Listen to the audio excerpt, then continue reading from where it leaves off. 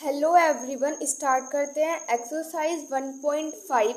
So question number 1 is find 64 and इसकी power हमें given है 1/2। तो हमें क्वेश्चन नंबर 1 के फर्स्ट पार्ट में गिवन है 64 एंड इसकी पावर हमें गिवन है 1/2। अब हम इसको किस तरीके से सोल्व करेंगे, देखो अब ये जो 64 है इसके हम कर देंगे फैक्टर। कैसे करेंगे, देखो जो 64 है इसको हम 2 से डिवाइड कर सकते हैं, तो इसके इस तरीके से फैक्टर्स करेंगे। तो यहाँ पे क्या आ जाएगा 2 3 ज़ा 6 2 2 ज़ा 4, ठीक है। फिर अगेन ये हमारा 2 से डिविजिबल है, तो 2 1 ज़ा 2 एंड 2 6 ज़ा 12। अगेन 2 से डिविजिबल है, तो 2 8 ज़ा 16। फिर 2 4 ज़ा 8 2 2 ज़ा 4 एंड 2 1 ज़ा 2, ठीक है।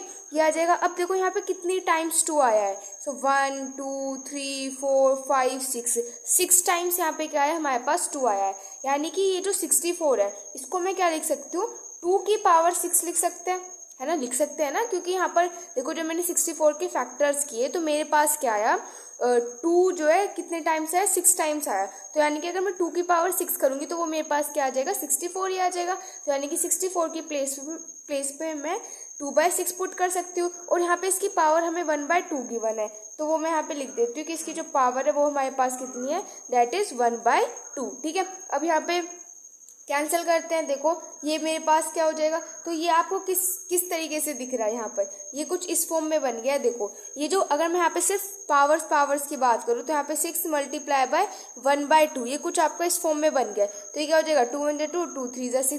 तो यानी कि ये मेरे पास क्या आ जाएगा, यहाँ पे तो सिर्फ 3 आ जाएगा। तो यानी कि 2 की पावर मेरे पास क्या आ जाएगी, दैट इज 3 की पावर 3 का मतलब क्या है, 2 मल्टीप्लाई बाय 2 मल्टीप्लाई बाय 2, यानी कि 2 की मल्टीप्लाई 3 टाइम्स। तो हमारे पास क्या आ जाएगा, दैट इज 8। 32 की पावर हमें गिवन है 1/5। सो हम क्या करेंगे 32 के, देखो हमें 32 के फैक्टर्स करने की नीड नहीं है। यहाँ पे देखो ये हमारे पास यहाँ पे 32 के फैक्टर्स हो रहे हैं, है ना। यहाँ पे देखो 32 इसके बाद इसके फैक्टर्स तो हो रहे हैं। सो यहाँ पे देखो 2 कितने टाइम्स आ रहा है, 1 2 3 4 5, ठीक है। तो यानी कि 32 को मैं क्या लिख सकती हूँ, 2 की पावर 5 लिख सकते हैं, ठीक है। और यहाँ पे हमें इसकी पावर ऑलरेडी 1/5 जो है हमें इसकी पावर ऑलरेडी यहाँ पर गिवन है, ठीक है। सो अगर इस तरीके से होते हैं तो पावर्स हमारे पास मल्टीप्लाई में होती है, तो यहाँ पे इस वाले 5 से वाला 5 कैंसिल हो जाएगा। सो मेरे पास आंसर क्या आ जाएगा, that is 2। Next is 125 and इसकी पावर हमें गिवन है 1/3। सो 125 को हम 5 से डिवाइड कर सकते हैं, तो क्या हो जाएगा मेरे पास, दैट इज 5 2 ज़ा 10 एंड 5 5 ज़ा 25, फिर 5 5 ज़ा 25 एंड 5 1 ज़ा 5। यानी कि मैं 125 को क्या लिख सकती हूँ, 5 की पावर 3 लिख सकते हैं, ठीक है। एंड इस पूरे की पावर मुझे यहाँ पे 1/3 है, तो मैंने यहाँ पे इसकी पूरे की पावर 1/3 लिख ली। अब ये दोनों यहाँ पे मल्टीप्लाई में हो रहे हैं, इस वाले 3 से वाले 3 कट जाएगा। सो मेरे पास फाइनल आंसर क्या आ जाएगा, दैट इज 5।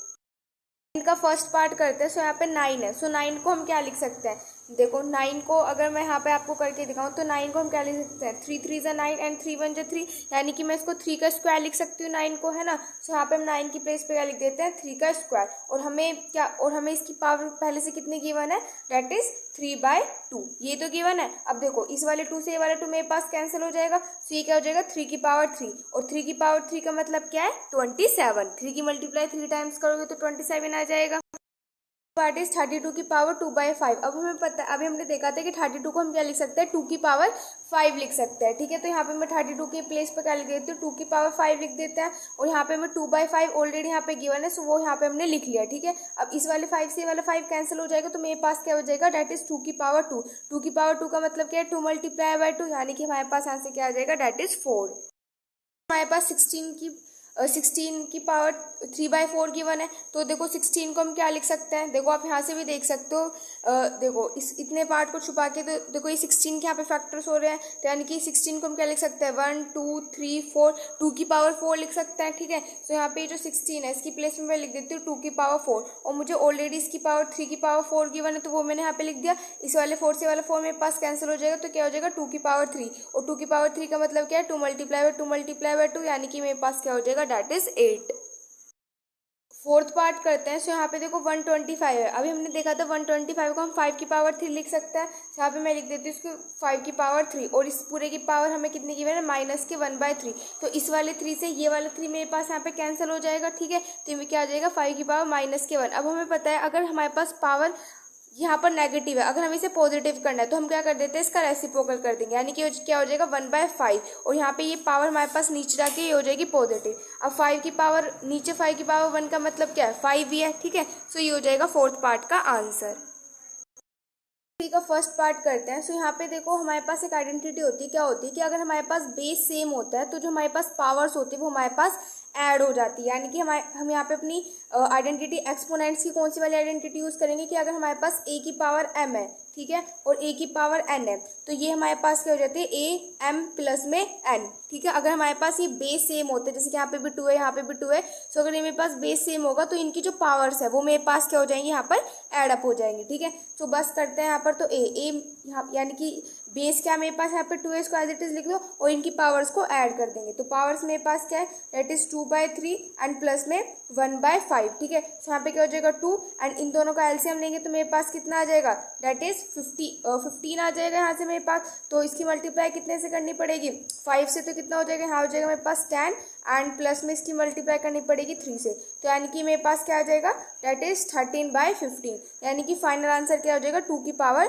13/15, ठीक है। सो ये हो जाएगा मेरे पास आंसर फर्स्ट पार्ट का।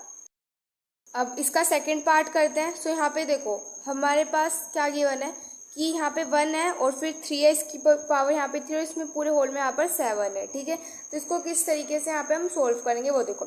अब यहाँ पर इस 7 का मतलब हमारे पास क्या है कि ये जो पावर 7 है पूरे होल के, इसका मतलब क्या है कि यहाँ पे मेरे पास ये 1 की पावर भी 7 है और ये जो 3/3 है ना, इसकी भी पावर मेरे पास यहाँ पर 7 है, ये इसका मतलब ये। सो 1 की मल्टीप्लाई अगर आप 7 टाइम्स करोगे तो 1 ही आएगा हमारे पास, ठीक है, और 7 की मल्टीप्लाई 3 से करोगे तो कितना आ जाएगा, 21 आ जाएगा, यानी कि 3 की पावर हो जाएगी 21, ठीक है।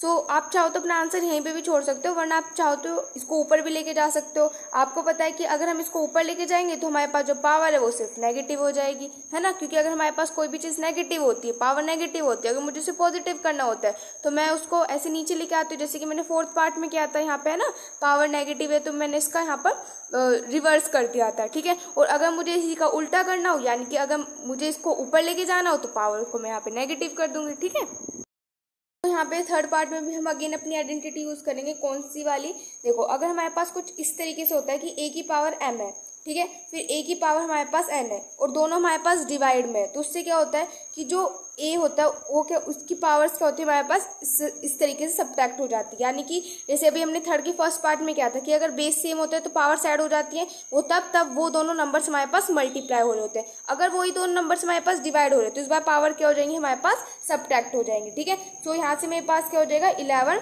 एंड 1/2 माइनस के 1/4, ठीक है। तो यहाँ से क्या आ जाएगा 11, एलसीएम हम लेंगे तो मेरे पास आ जाएगा 4, तो 4 आ जाएगा, तो यहाँ आ जाएगा 2, ये यहाँ पे मेरे पास 2 माइनस के एंड ये हो जाएगा 1, ठीक है। सो ये मेरे पास क्या हो जाएगा 1/4 आ जाएगा, तो यानी कि मैं यहाँ से क्या लिख सकती हूँ कि मेरे पास 11 की पावर क्या आ गई है 1/4।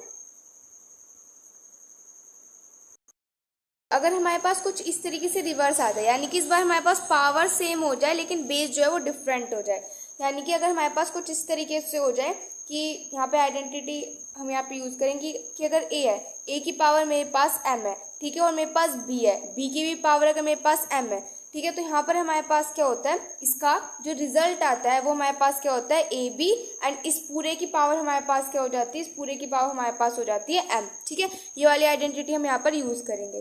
तो देखो यहाँ पे अगर हमारे पास पावर सेम्स है तो यहाँ पे इन दोनों की मल्टीप्लाई हो जाएगी, तो 7 8 56 और पावर होल, यानी कि जो पावर हमारे पास है उसको हम एज इट इज लिख देंगे, ठीक है। सो ये हो जाएगा फोर्थ पार्ट का आंसर। सो यहाँ पे एक्सरसाइज 1.5 कंप्लीट होती है। नेक्स्ट वीडियो में स्टार्ट करेंगे नेक्स्ट एक्सरसाइज। Thank you.